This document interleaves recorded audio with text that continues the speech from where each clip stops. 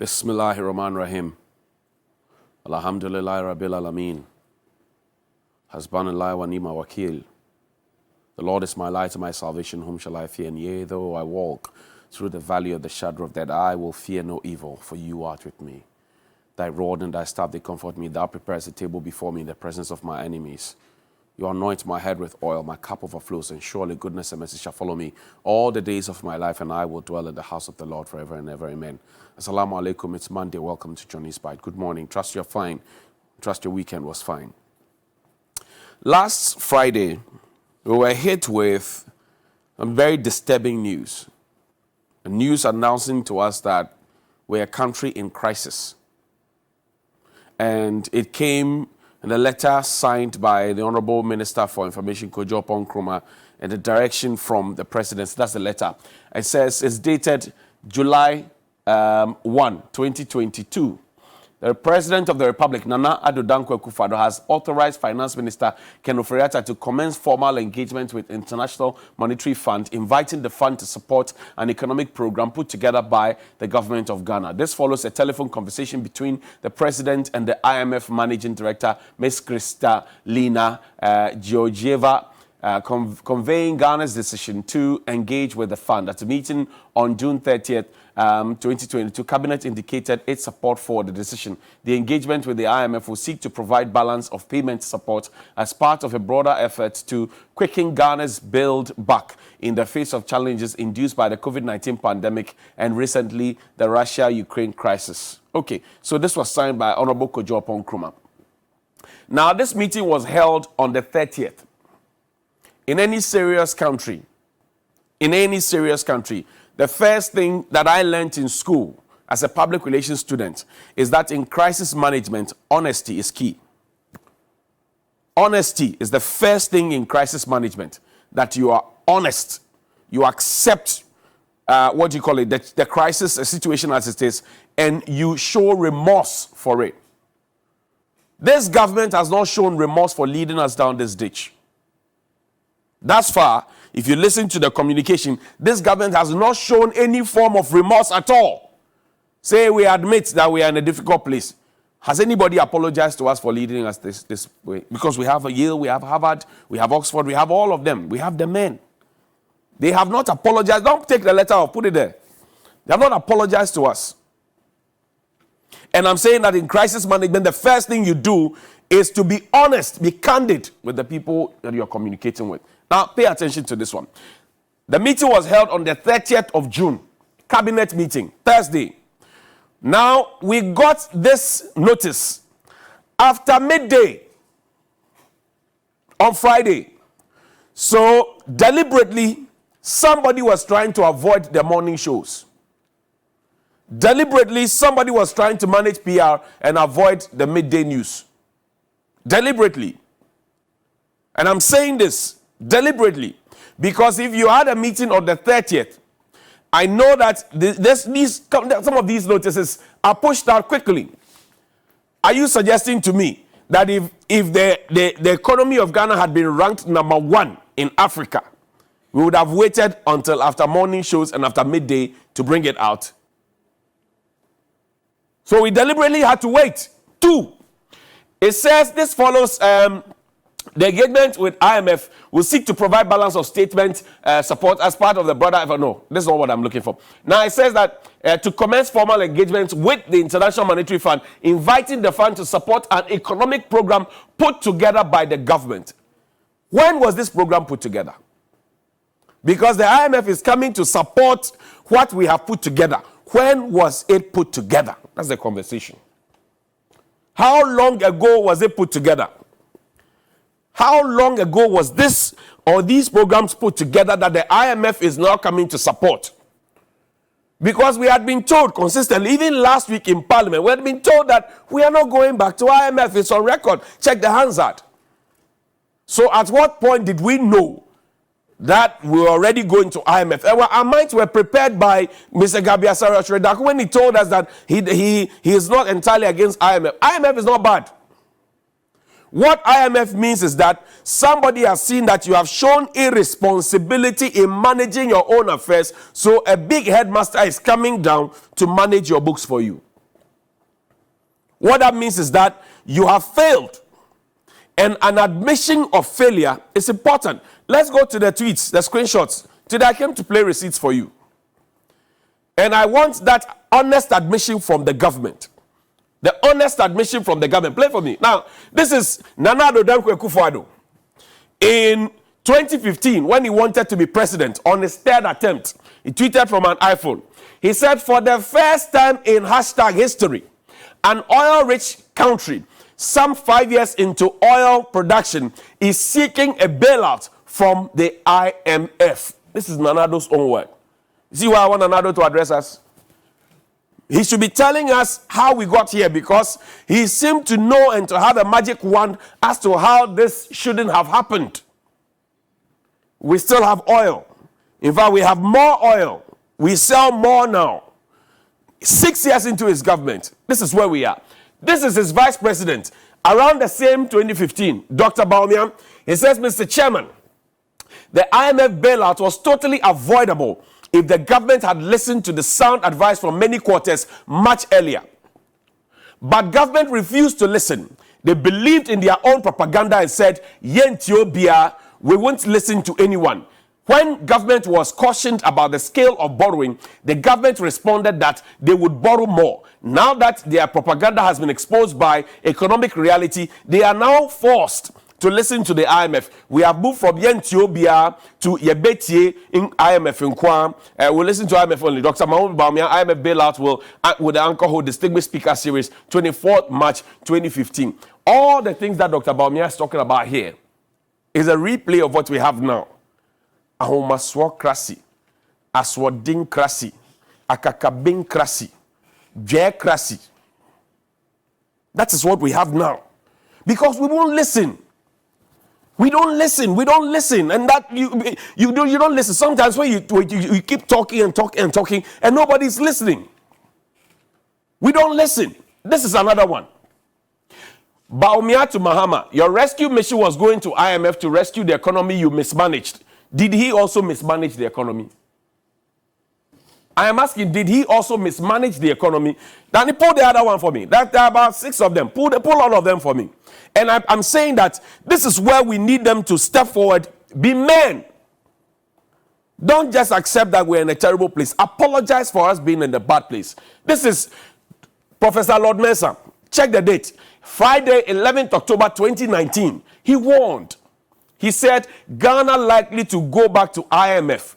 And he mentioned why he thinks that, and if we don't listen, because we think that, oh, we are the ones who have been voted for, we are the ones who know, so those people who went to other schools other than the Harvard and the Yale, they don't know nothing. And I'll tell you how this government has demonstrated that they don't listen. PDS, what happened to PDS? PDS, that government itself said we should sing and praise them because they themselves have found fraud. You go negotiate, sign a deal, conditions precedent, conditions subsequent. You didn't listen and you let that into a ditch. And then when you pull the plug after not accounting properly, you come and tell us we should clap for you. PDS is one. Ejapa is another one. You remember when we raised questions about Ejapa? The minority raised questions, CSOs raised questions. Ejapa, we were told that, look, we have a cumulative experience of 80 years. Charles Dubois and all those people, they told them 80 years experience. Where is Ejapa now? We are seeking to reintroduce it after we failed. Woefully, even signed it on a non-existent law. We don't listen in this country. And that is where our problem is. We don't listen. Danny, take me back to the IEA. Dr. Bawumia, with the lady in an interview, and he will give us the reason we are back at the IMF. Take me back, Danny. And I demonstrate this to you because I think that, and I think that on behalf of Ghanaians, I'm demanding an apology from government. An apology from government. You press us down. IMF, now it's, some say if Momo fails, I say it's Mohammed's fault. If Momo fails, I say it's Mohammed's fault because everything is John Mahama. Even when government has a chance now in 2022, we have 2023 until 2024, you are still mentioning somebody who was kicked out because of incompetence, according to you. Now, leading us to the IMF, is it the same leading to IMF that you called incompetent, or this one is totally different? Because that's the narrative I'm hearing, and oh, this one is different, yada yada. Play the video for me. This is why we got into the IMF. You were spending too much relative to revenues, which is true. You were borrowing too much, which is true. Your external payments position has deteriorated, which is true. And so you ended up, your growth is reducing, which is true. So you ended up at the IMF. And the IMF would impose certain conditions, which is true.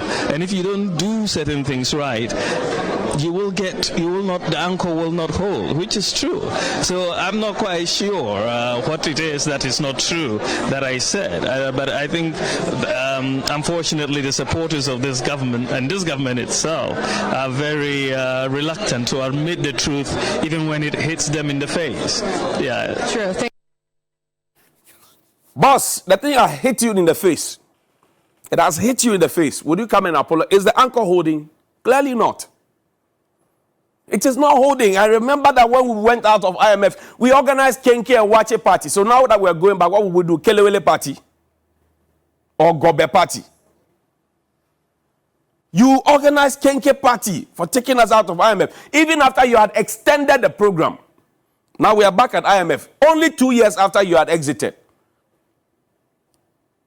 So it's akin to the guy who is able to maneuver through, drive at top speed because he has the aid of a motorcade. As soon as then he considers himself the best driver. As soon as the motorcade leaves and he has to do maneuvering, then he's stuck. And now I've heard the excuse that, Egypt is going to IMF, Tunisia is going to IMF, other countries are going to IMF. Which one of them said IMF was bad? You. You said IMF was bad. You bastardized IMF. You. If I were you, I would not even pass there because you said that there was no way we're going there, and anybody who said we should go there doesn't understand. He has WAP logic. Today you are back there. Will you now eat an humble pie, apologize to the people of this country? Because you gave the people false hope. Play Dr. Baumia's video for me again. Now I hear that, this is as a result of a global pandemic, blah, blah, blah. Play the video for me. The question that you have to ask is, how can global phenomena skip Cote d'Ivoire and all the surrounding countries and only attack Ghana? How? The question that you have to ask is, how can global phenomena skip Cote d'Ivoire and all the surrounding countries and only attack Ghana? How? How does it happen? Bosu, how? How did yours happen? Because this is a global thing too. That all the excuses you are giving, I'm trying to show you what you have said in the past and what you are saying now, which is not syncing. Your easiest way is to accept and apologize that we got it wrong. That is how to manage crisis. Crisis 101. First, admit and apologize. Then we can sit down together and look for it. Until that time, when we try to play politics with everything, it won't work. And be reminded, when I came here, I said breaking the A. People came attacking. People came insulting. When I did Kenkenomics, people said, hey, I talk about food inflation. People said, oh, I spoke about the exchange rate. People say, I spoke about food. People say, hey, I spoke about the chair and the V8. People say, I spoke about the ballooning numbers of presidential service. Oh, I spoke about the 4x4s. I spoke about the do-nothing appointees who are chopping from our money. Say, hey, I talk about the wastage. Oh, everything I say, hey, he's always criticizing. He doesn't like government. Hey, he's anti-MPP. He has been paid by NDC. Yada, yada. Today, here we are. Canada, Japan, honorable member of parliament, play his video for me. But if I hear some people argue that we should go to IMF, any government that goes to IMF has failed. And we haven't failed for the good works that we have done in this country. You should applaud Ken Ofori-Atta. He's not well, but still, yesterday I heard them in war. All in the name of the country. We heard him in war. If you go to IMF, you have failed. Even for the E-levy implementation, we only did 6 of the town hall meetings instead of 16. We promised that we were going to do 16, even after we had already indicated that we're going to improve. But the point I'm making is that Bosu said any country that goes to IMF has failed. So now that we are there, we have failed. And when you tell the people that you can do better than what somebody else was doing and you fail, you apologize. You apologize. It helps to bring down the pain and hurt that people feel, because people are disappointed in this government. People are, even NPP people, I know, they are disappointed. What failing at all? F in chains. And at this point, Nana Addo Dankwa Akufo-Addo, Dr. Bawumia, and some of the ministers have become campaign managers for the NDC for free. Because every single day you are doing the government. Every single day you are campaigning for free for the NDC. They don't actually need to campaign. Listen to the same Kennedy Japan.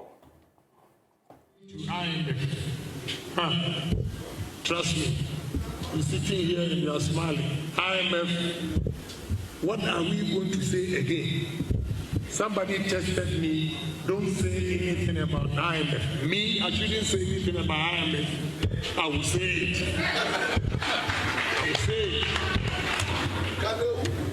You know, going into IMF is just like handing over power to NDC without a contest. Straight away. Because the noise we made, and I chew my own words back when I said NDC went to IMF because of mismanagement of the party, the government, or the economy. So if MPP is going to IMF, what am I going to say? What am I going to say? So breaking the 8 is going to be tough. You cannot use the face of those who took us to IMF to break the 8. It won't work. My message to you is simple. You cannot read my lips, and I'm not scared of anybody in the party. I will tell you the gospel truth. It's the gospel truth. Those who take you to IMF cannot, this same face cannot break the 8. In Latin, it says, verbum sapienti satis est. A word to the wise is enough. For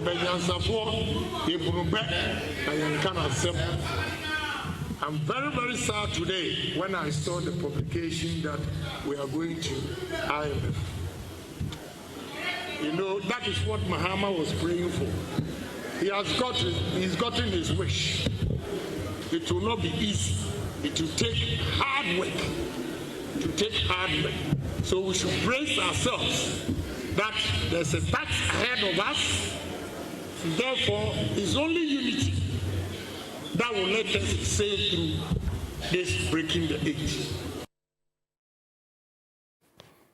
You see everything that Mr. Kennedy Japan is saying, what Dr. Nyahota Maklo, what Dr. Atta Kennedy. I've stood here and said it before. I was attacked. And I say, when I say some things, it's difficult for people to accept it. Will you go and attack Mr. Kennedy Japan for saying this to you? The truth is one. The truth is one. If you take time to listen, things will be easier. Now we are all in it. We are all in the mess. It reach we all. It reach we all. When the hardship comes, nobody will. And this is where we need to come to the center. How is it that we live in a country after practicing democracy from 1992, at least in the Fourth Republic, we still have a situation where it's winner takes all? Is Mr. Ofori-Atta the only, Is Mr. Ofori-Atta the only economist that we have? Is he the only finance person that we have? I'm asking, is he the only one within the NPP itself that can do the finance minister job? That even when he's all well, we still keep him there. Why do we do this to ourselves? The man, they see the thing top, but we still they keep on for that. Because of why? The man, he show we say, no, they see top, but we still they keep on for them. We are making excuses for him. Because of what? So what we are getting now is what I ordered versus what I'm getting. What was packaged for us, and like the Venerable Mr. Pienim said, he said, if you dress up a donkey as a horse race, on the day of the race, it will be exposed for the ass that it is. That is what he said. He said it's a Dagomba proverb. And at this time, Dr. Bawumia should be stepping forward to answer the 170 questions he gave to the late Emisata, because he seemed to know what the solution would be. We need to cut down on our expenditure. We need to cut the wastage. We need to change the face of the government, sack people who are not performing. We need to sit up, and all those people who are really not adding anything to our government, we need to take them off. We need to bring the best standard we can at this time, and that is what we should be doing. The impression we had about Nana Addo Dankwa Akufo-Addo, it's not the impression we have now. I'm saying that the MPP government now is making Mahama look more like an angel. Dr. Bawumia and President Akufo-Addo are doing free campaign for John Mahama. Why? Good morning.